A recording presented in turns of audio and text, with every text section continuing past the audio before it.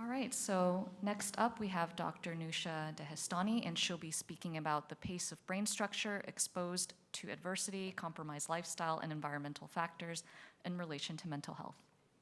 Thank you. Good morning, everyone. I'd like to begin my presentation with one word, peace. The core of my presentation is going to describe this word. Peace in our life can emerge when we experience mental well-being, specifically during the vulnerable period of adolescence. Let me start my talk with a question. Adolescence is time of the rapid change. But what's going to happen if the brain develops too fast or too slow? And what does that mean for mental health? In today's talk, I'll introduce a framework called PEACE, standing for the pace of brain structure exposed to adversity, compromised lifestyle, and environmental factor in relation to mental health. So why adolescence? Because it's time a huge transition emotionally, socially, neurologically. This is when many mental health emerge or intensify, including anxiety, depression, and lots of others that you can see in this plot. During this time, with different aspects of cortical morphology develop on distinct timeline. For example, for cortical thickness, typically it peaks at around 12 to 24 months and then gradually decrease.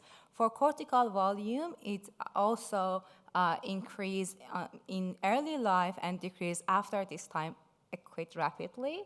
And for the cortical,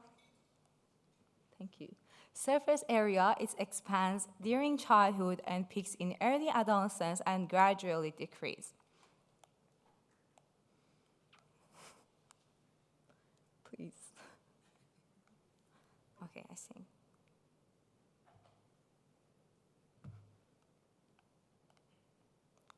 This not work. Okay, thank you.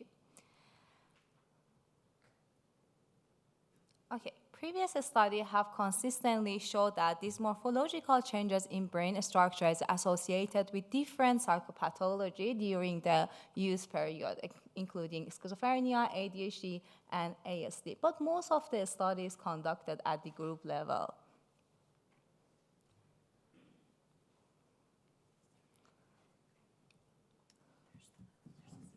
No, it's not working. Oh, I thought there were two. Okay, thank you.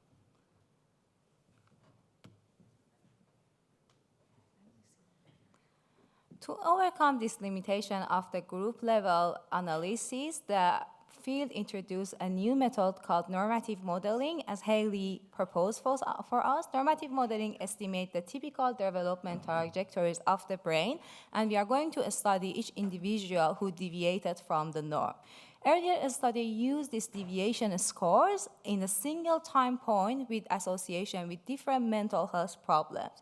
However, this single time point is just a snapshot, and it's little about it has a little information about the brain changing over time and how it can affect the mental health problems.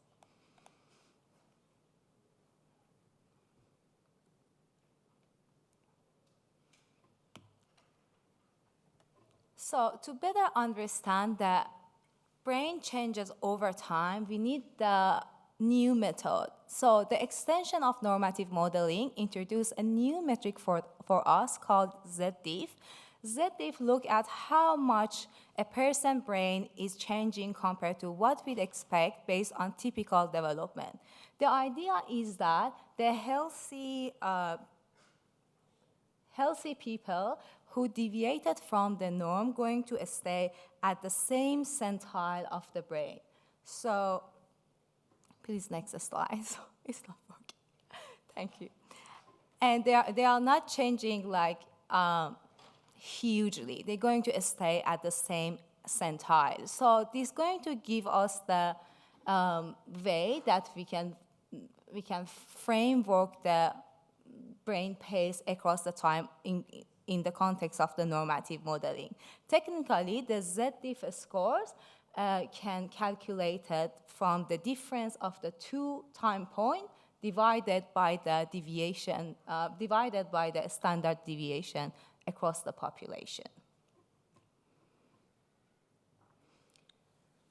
So, but when we're discussing about the brain change and brain pace in the context of the individual level and the normative modeling, one question arises. If each individual has a different brain pace, which factors can influence it and how it can be related to different mental health? There are different theories that exist in the field in terms of the mental health. So, there are lots of key theoretical frameworks, like the ecological framework, stress accelerator hypothesis, and adaptive calibration model.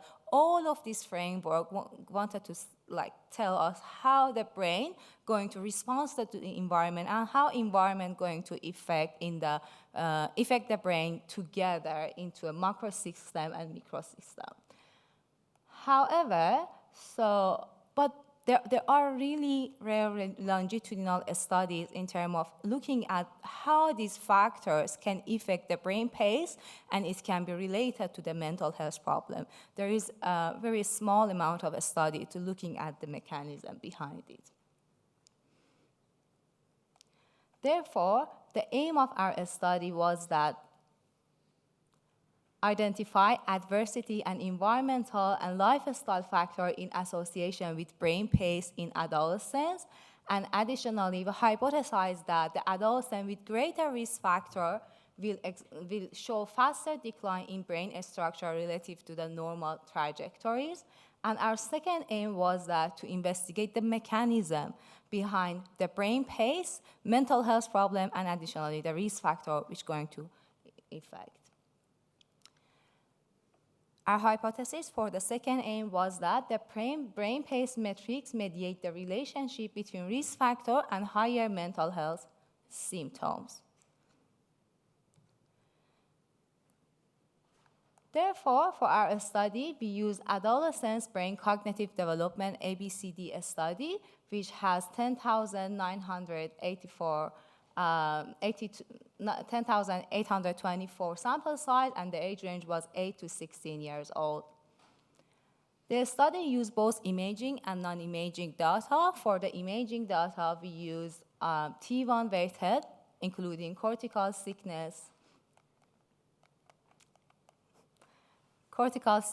area, and volume from Dysregulation Atlas, and subcortical volume from ASEC Atlas. For non-imaging measure, we use adversity, lifestyle factor, environmental variable, and mental health problems from 14 questionnaires and more than 70 items to extract these measures. Oh, thanks. Save me. Okay. To implement our normative modeling, we use Bayesian linear regression from PNC Toolkit and consider age and sex as a covariate, and also we adjusted for the side effect to control for MRI acquisition difference. To model the generalizability of our model, we tested the trained model in the independent held out sample to make sure our generalizability with these three metric: explain variance, Pearson correlation, and mean standardized log loss, MSLL.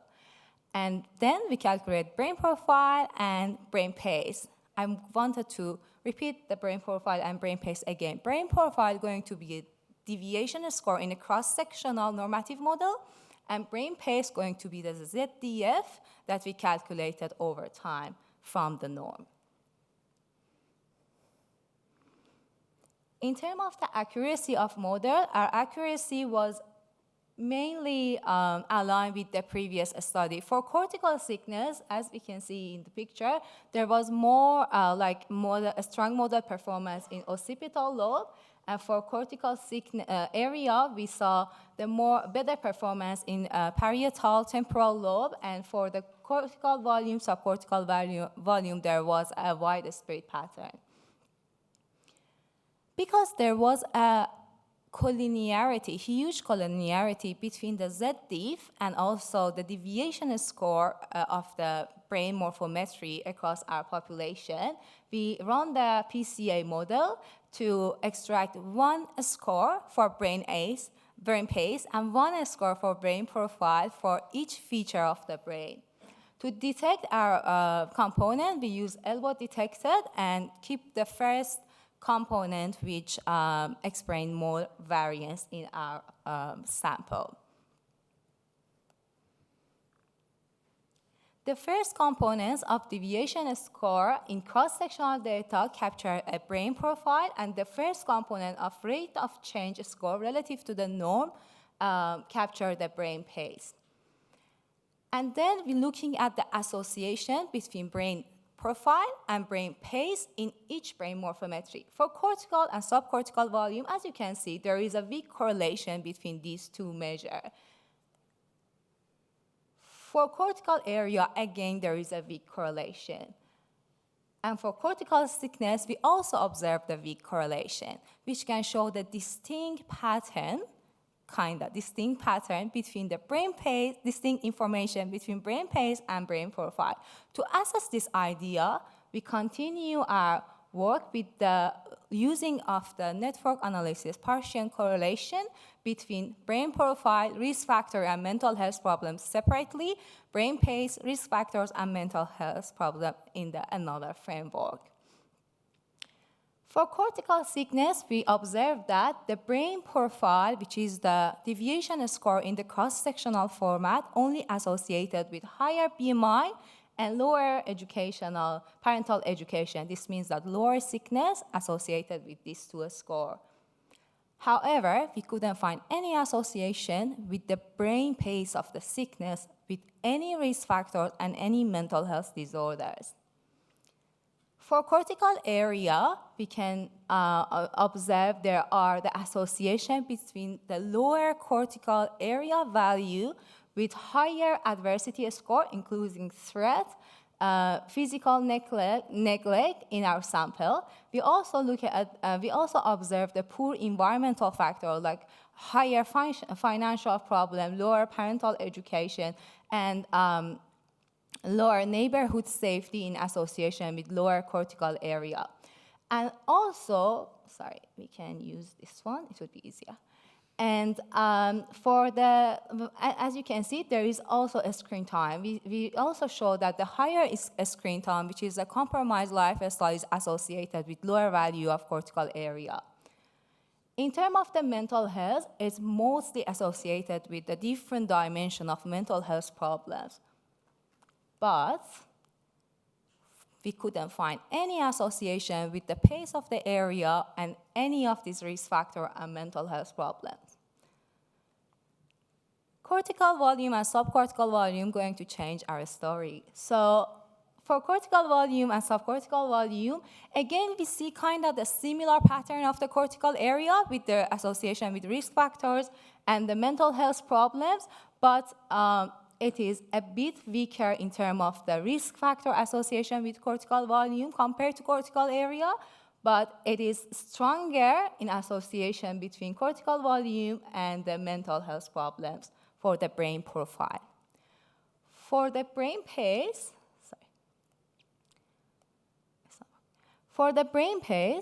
interestingly, we find the association between faster decline in cortical volume with the higher BMI and higher screen time as a risk factor, and also faster decline in cortical volume with higher symptoms of mental health symptoms across our sample. I need to mention all the mental health problems here listed. It is the future outcome. Because of that, we're just thinking, okay, it is good to see how brain profile can be successful in capturing the future outcome for mental health problem. But as you can see, there is only two significant association between brain profile and the mental health problems, which can tell us brain pace might have more information in terms of the mental health problem in this cohort. To investigate more, so we're just thinking to make sure if there is distinct information or not, it is good to control for the brain profile at baseline in our analysis. So we repeat our analysis with association with brain pace of cortical volume and subcortical volume in association with mental health problem when we control for brain profile. As you can see, again, there are a significant association between higher symptoms and faster decline of cortical volume, subcortical volume in our sample. So to answer our second aim, to investigate the mediation role of brain pace between risk factors and mental health problem, we continue to implement the mediation model. We fit our mediation with Bayesian regression model and control for age, sex, mental health at baseline, and also brain profile at baseline.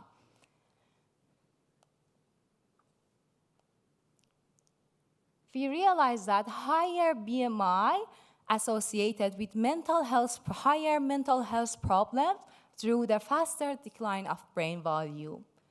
We also observed that higher screen time associated with higher mental health problem, again through the faster decline of brain volume. I need to mention that we repeat all the analysis for all the dimension of mental health problem, but I just showcase the total problems here for clarity. So, as a conclusion, I need to mention that our finding, we found higher screen time, Our findings show that different parts of the cortex susceptible to different environmental and social problems, and cortical area are more sensitive compared to cortical thickness, at least in our sample. And additionally, for comparing cortical volume with other measures of the brain, including thickness and area, I need to mention that cortical volume has a smaller effect size compared to cortical area in terms of association with risk factors, but it was a stronger association with mental health problems.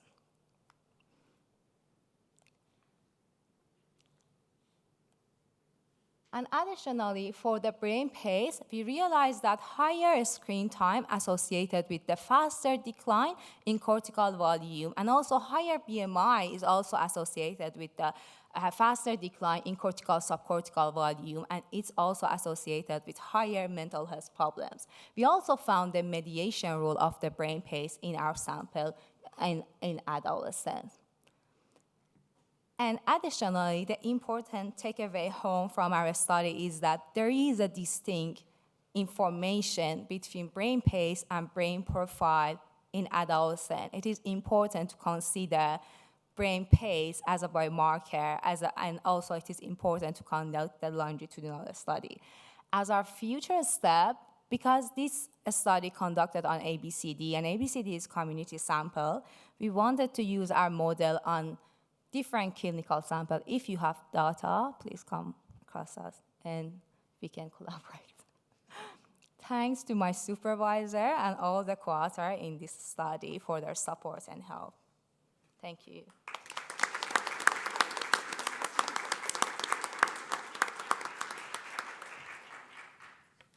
All right, we have time for one question.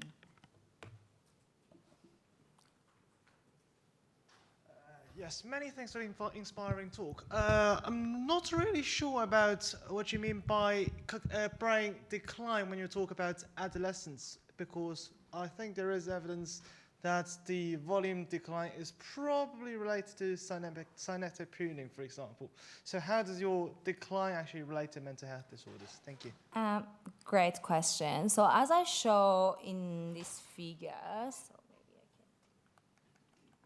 okay, it's not possible. It's not working. So there is a figure, like in the normative trajectory, that there is a peak for cortical volume in 12 years old and then decline rapidly. So my sample covered 12 to 14 years old. So declines happen in that age range. So it's a trajectory of cortical volume. My age range cover the decline part of the cortical volume. So when I define the normative modeling trajectory, if I saw someone has a negative scores, I can just define it as a faster decline for cortical volume compared to the norm. Okay, great. Thank you. Thanks.